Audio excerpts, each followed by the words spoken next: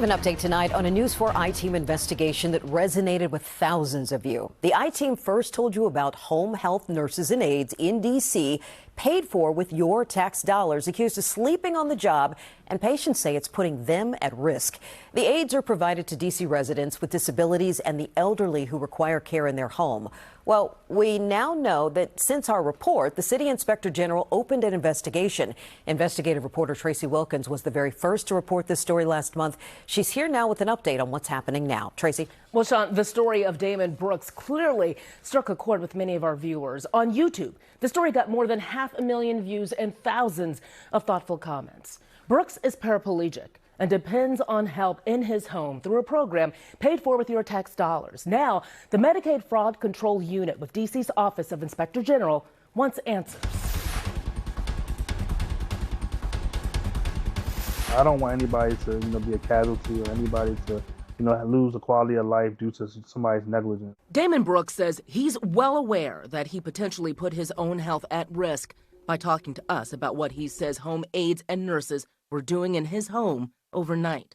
But he says it's worth it. If somebody doesn't want to work here because, I've brought my attention to the news, that's fine, because I want people to hear that want to do their job. Damon provided the I-Team with hours of videos and pictures showing what appears to be some overnight home aides and nurses sleeping on the job. They're made possible through a D.C. program paid for with Medicaid dollars.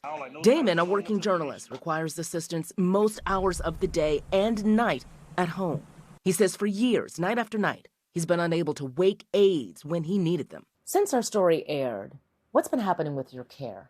Sadly, I've had large gaps in my schedule. Sometimes I get people, sometimes I don't. But he says none of the aides who have shown up recently have been caught sleeping. I got contacted by the Medicare unit. The I-Team confirmed Damon was contacted by agents with the Office of the Inspector General for the D.C. Medicaid Fraud Control Unit after our story aired, asking questions. They explained to me that some of the things that I've been subjected to were not right. They were deemed fraudulent, and that, that they're opening an investigation to see how they could possibly assist me with hopefully rectifying this issue. In your comments on social media, we heard from personal aides and nurses, some who found the behavior inexcusable, others who sympathized with the workers and assumed they were working multiple jobs to make ends meet on low pay. It's a complicated issue, but it's certainly not an issue that is unique to the district. At-large D.C. Councilmember Christina Henderson chairs the Committee on Health and has led hearings on the EPD waiver program, which has almost 7,000 residents enrolled, looking at a need for higher compensation for its workers. There are some things that received extra funding, programs, offices, et cetera, that received extra funding during COVID, that at some point we made the determination, oh, this is so important, we want to continue it post the COVID era and fund it with local dollars.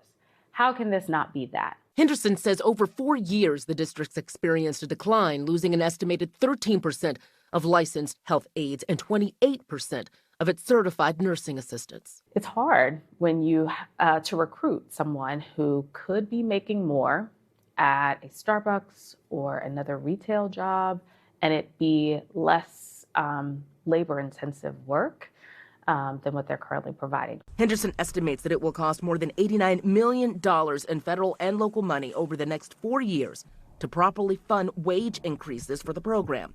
Money she says she's ready to fight for, while recognizing it may be difficult in a tough budget season. It pushes us to think about priorities, right? To think about what is super, super important to us and to try to become creative with that.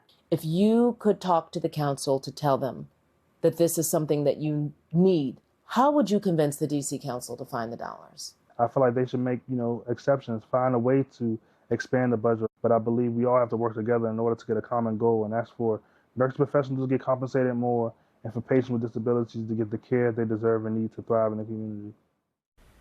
Throughout this investigation, we wanted to talk with the Department of Healthcare Finance that oversees this waiver program and handles all of the complaints, but they did not provide anyone on camera. But a spokesperson wrote us saying the agency takes all complaints seriously and has fully investigated this matter in accordance with our internal processes. We addressed the issue directly with the Medicaid provider and took appropriate corrective action to ensure compliance. We asked what kind of action was taken with the provider and when but have not heard back. The spokesperson did say they're continuing to work with providers to address staffing challenges and ensure that aides remain alert and responsive to beneficiaries' needs. Meanwhile, that IG investigation continues in Damon's case. We'll keep you posted on any updates on what's going to happen with that. Wow. His story, to me, it's just heartbreaking because no one should be in that position. So what is being done now to address all of the concerns? Yeah, this is a question that he has as well. Councilmember Henderson says that the city is working to fill the deficit of aides and assistants. There's legislation that would waive licensing fees for DC for nurses who are registered in Maryland and Virginia.